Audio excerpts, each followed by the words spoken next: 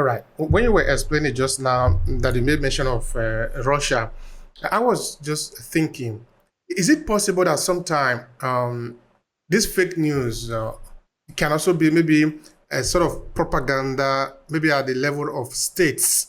Say maybe, for example, the war that is happening in Ukraine, the way that information is coming out now, that here in the West, we see what the Russian journalists are preparing, and we say, well, this one doesn't, it is not true.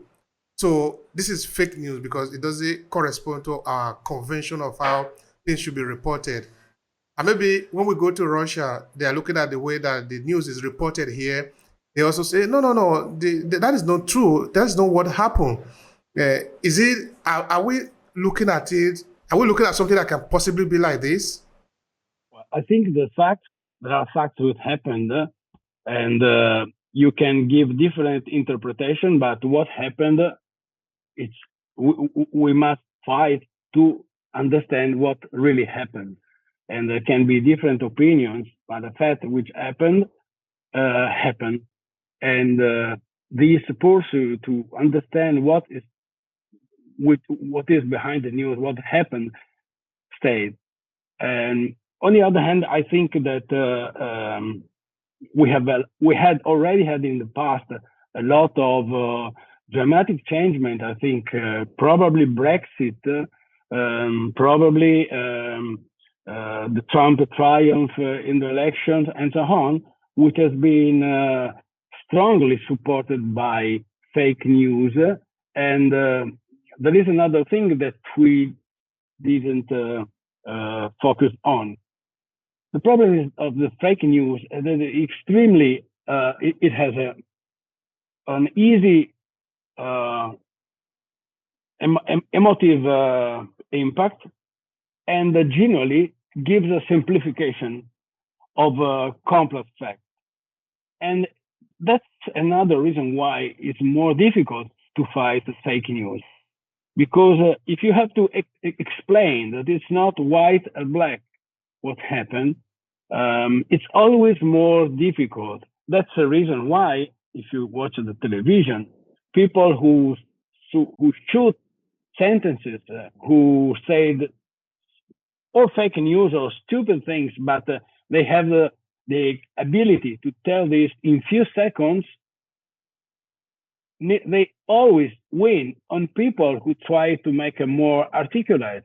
So fake news is dangerous, are dangerous also for this, because they are a simplification, and very often the situation and the problem are not so simple, are complicated. So another way important is the way we face the complexity.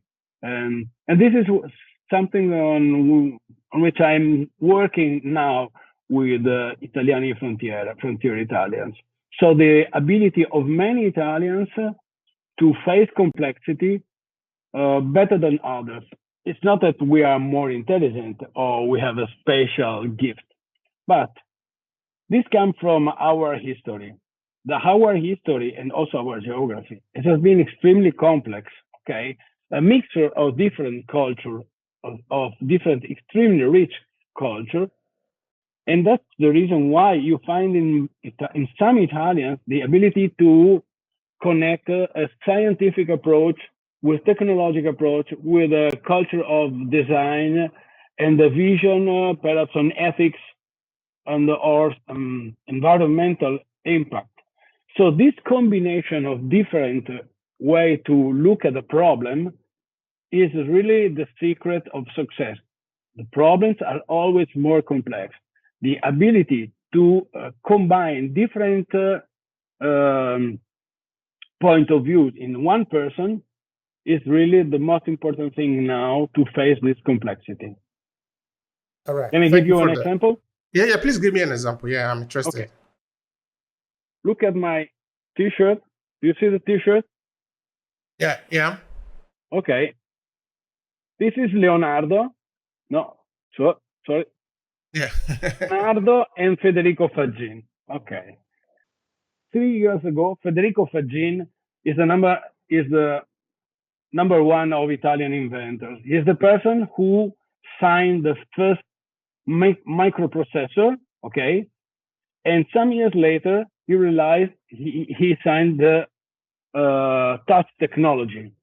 If you ask people in Italy, most part of people think that Apple made the touch technology. But Federico Faggin did it first. So, but all the telephone companies didn't accept this. He said, "Look at here. You don't need the keyboard. You can just touch the glass." And all the companies say, "Oh, they will never work." Then he found one person said, "I want to buy this in exclusive." That person was Steve Jobs. He didn't give the exclusive to Steve Jobs, but when Steve Jobs at the end realized made the technology, the touch technology, this made the fortune of Federico Faggin, because all the other companies that didn't understand before, okay, ran to Federico and bought his technology. Why so? Why this digression? 3 years ago, we had a wonderful weekend with Federico in Vinci, the town of Leonardo, and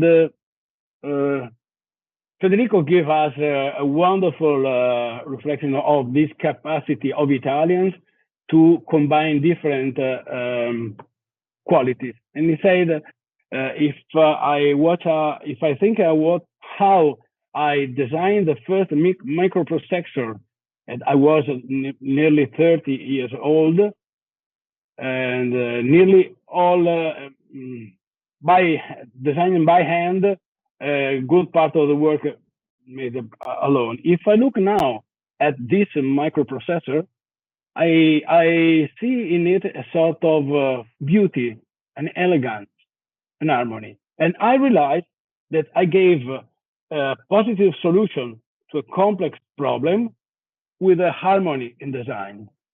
Then I realized that I was born and raised in Vicenza, the town of neoclassicism, the town of Palladio, and I realized that some characteristics of my past came out at the moment to combine a complex solution for the first microprocessor.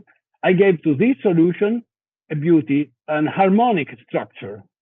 And this is what we have as Italians. And he cited Leonardo or Guglielmo Marconi. Face a complex problem and see this problem from different point of views. The technological problem, the problem of design, of aesthetic, the problem of ethic, how do we combine and how we face in the future the use of this instrument, and say this is something special that we have as Italians. And when I heard these words from him, I realized that most part of Italians, of successful Italians I met abroad, they told me nearly the same. We have something special for which people expect that an Italian can find a solution out of the box of a complex problem where other people don't find the solution because of the capacity to combine different things. In some ways, my very, very small experience, what works in Italiani di Frontiere, Frontier Italians, is that I combine the curiosity, the ability to tell stories, and then my passion for the West, my passion for the movies and the music, and putting all together, probably this came out something good. So I'm a very, very small example, the much more important example than me. But a lot of Italians I met abroad told me the same. Thank you for that. That's important. All right. I want you to spend some time on this complex thinking. Is it a question of culture, nationality, or does it have anything to do with genetic? I want you to speak more on that.